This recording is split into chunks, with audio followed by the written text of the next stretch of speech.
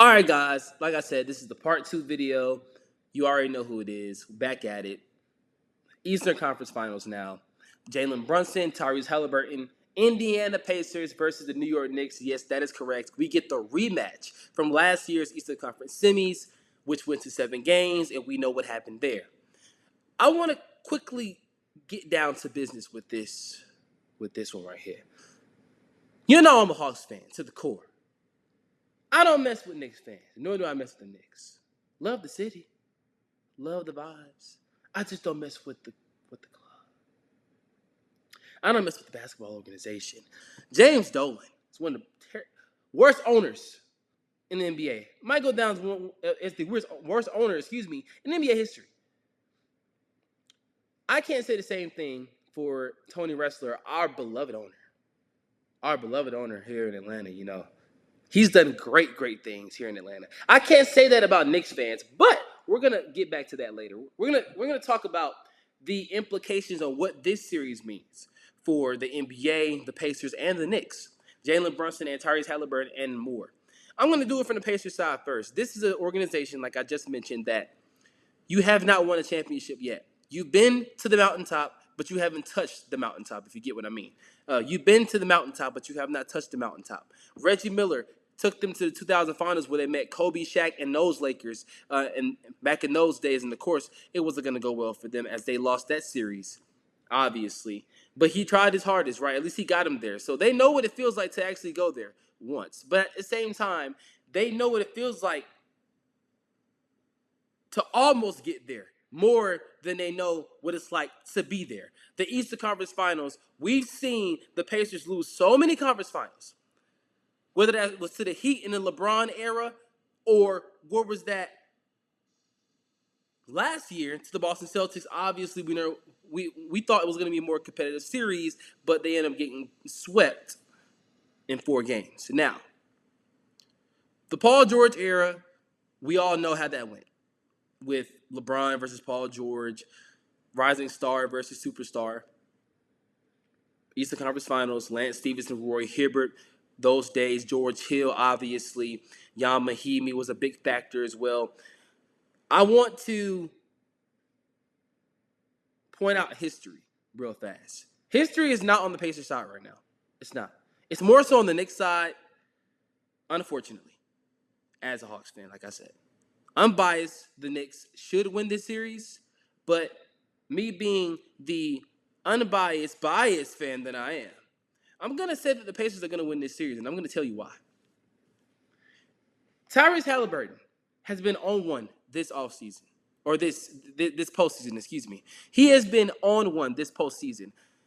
He's almost averaging 20 a game, 10 a game. I mean, you look at what he is doing right now.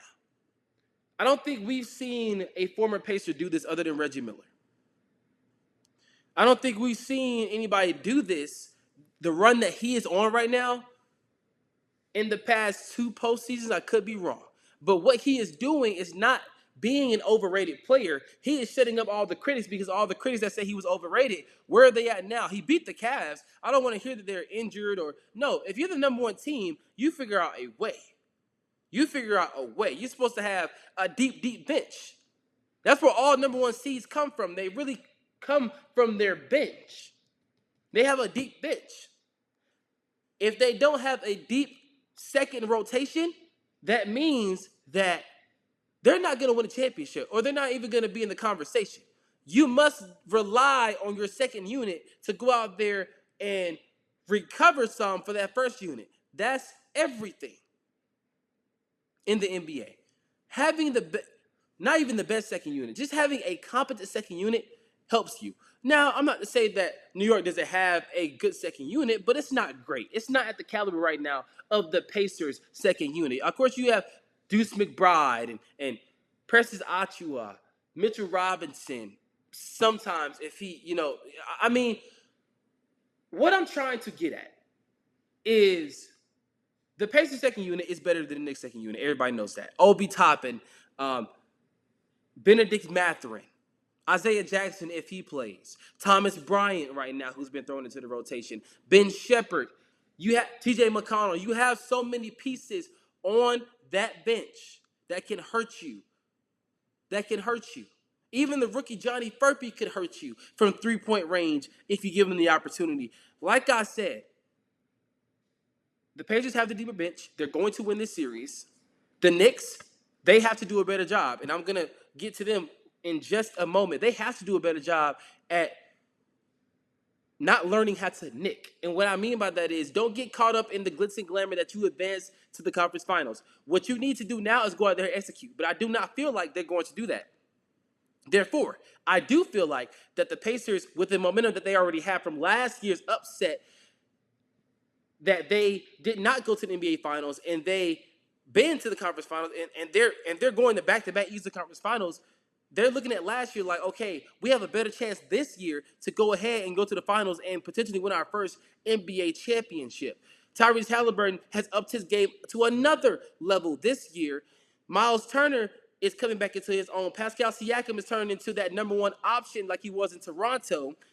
Ben Shepherd is becoming an elite 3-and-D player whenever he's out there on the floor. Andrew Nembhard is becoming a household name. Why not this year for Indiana? Why not this year? Why not this year, right? I feel like this is the year they should do it. This is the best chance they have. This is the best chance they have. New York, I'm going to get it to y'all. Orange and blue skies? I don't really see orange and blue skies right now. I think I see more of a navy blue,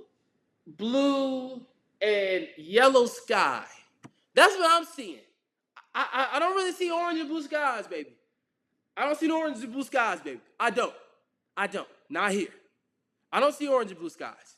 Now, this is a little bit of my bias because I'm a Hawks fan. And, Hawks and Knicks have one of the best rivalries, if not the best rivalry in the NBA. But at the same time, I want people to understand Jalen Brunson, he is the closer. He is the clutch player of the year. But when it comes down to clutch time, if you have so many defenders on you that can defend you, like a TJ McConnell, like a Ben Shepherd, like an Andrew Nembhard. Now, I'm not saying that these are clutch defenders, but they are capable of guarding him to an extent where they can frustrate him a little bit. Jalen Brunson is almost unstoppable. We know that. But if you put enough pressure on him, he's going to succeed. The implications for the Knicks to win this series, they must win this series. They must. Pacers don't really have to must win. It's a to-win for the Pacers, and it's a must-win for the Knicks. Just like I just said previously with the Timberwolves and the Thunder. The Thunder, it's a must-win series, and for the Timberwolves, it is a to-win series. It's different avenues, it's different alleyways, right? The New York Knicks franchise, we know them as being the poverty franchise in terms of we've been waiting so long for this moment to get to the finals, to win a championship. We've been waiting, praying, wanting, grasping at superstars to come. We couldn't get KD to come. We couldn't get Kyrie to come. We couldn't trade for James Harden. We couldn't trade for Giannis Antetokounmpo, even though I still think it could happen. But Giannis probably wants to, play in Toronto or Brooklyn or Atlanta or somewhere like that. We could not get Jimmy Butler. We couldn't get Klay Thompson. We couldn't get Boogie Cousins. It's everybody for crying out loud. And that was a 2019 offseason, right? You couldn't even get Terry Rozier. You can, you can even get Kemba Walker. You did 3 years later. But still, at the same time, look at what the Knicks are doing. They built it from the ground up. Instead of going chasing superstars like the Brooklyn Nets, we are going to build this thing from the ground up, learn from our mistakes, be bad for a couple years, go sign Jalen Brunson to $100 million, which everybody thought at the time was a fluke. I thought it was actually a good contract providing what he did in the Western Conference Finals against the Warriors in 2022. Watch that. Go watch that. Now, you look at what they did after signing Jalen Brunson. Josh Hart, OG Anunoby, Karl Anthony Towns, Mikal Bridges, DiVincenzo, but they traded him for Cat. You shored up that bench. You had Hartenstein, but he left, which gave Mitchell Robinson even more go. You already had him on the team, though. Achua, who you brought in, with OG. And then you have arguably the most loved Knick on the team, and Deuce McBride. You traded Quentin Grimes, which now it kind of looks kind of skeptical, looks a little bit suspicious because Quentin Grimes is one of the better guards in the NBA now. So you flipped Quentin Grimes knowing that Deuce McBride was going to be a loved Knick, was going to be that three-point shooter, that elite shooter that you needed to back up Jalen Brunson, essentially. That's why you have Tyler Kolek on the roster, too. Not only can Deuce McBride play combo guard if you need him, why not run a lineup out there of Kolek and McBride as your two guard set? You know, you got Campaign, obviously, but even then, let's try Tyler Kolek and let's try Deuce McBride out. Let's try both of them out. You need to make changes for the conference finals, baby. Let's just try it out. You know, stats aside, minutes aside. We know Josh Hart is the Iron Man in the NBA now. It's like Andre Miller. We know he's the Iron Man. He's going to play forever. He's going to play 48 minutes a game plus overtime, so that could be 50. We understand that. But at the end of the day, the Indiana Pacers are going to win the series. That is not a prediction. That is a spoiler. Tyrese Halliburton will not lose to the Knicks again. He's going to beat the Knicks just like he did last year in potent style. It may be in 7 games once again, but he is going to beat them. He knows the importance of a Pacer beating a Knick. Trust me, Reggie Miller knows. I think even Paul George knows the importance of that. You remember when Melo got blocked by Roy Hibbert? They know the importance. They know the importance of Indiana, New York. This is a revived rivalry that we needed in the NBA. Therefore, I'm going to say it once again.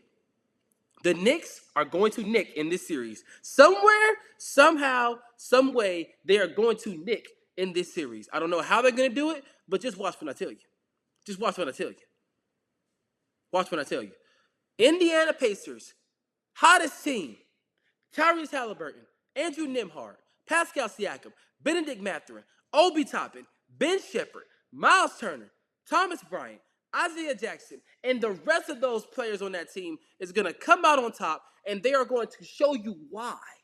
Oh, and Aaron Nesmith, who arguably is the best defender at his height and his position in these playoffs. I forgot to mention him. He's important parts of the team.